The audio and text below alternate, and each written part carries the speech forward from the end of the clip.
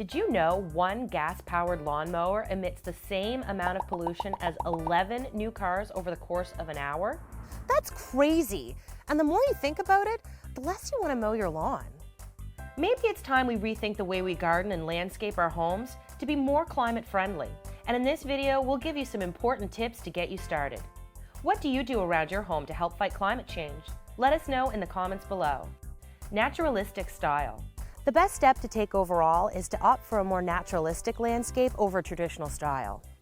The traditional aesthetic for North American yards and gardens requires a lot of chemicals, generous amounts of fertilizer and fresh water, and lots of maintenance.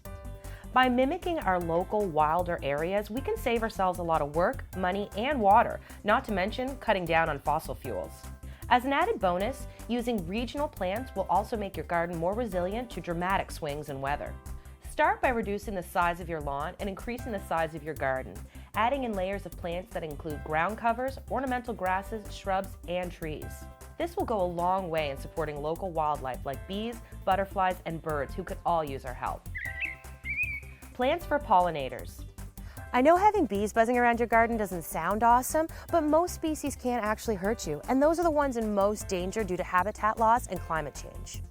Giving them a refuge and the chance to pollinate is a huge help to them and to your local ecosystem. And if it's a safe space for bees, your yard will also attract butterflies and hummingbirds. And who doesn't like butterflies and hummingbirds? Come on! To encourage pollination, try planting black-eyed Susan, asters, golden alexanders, purple prairie clover, goldenrod, and late boneset. Proper placement.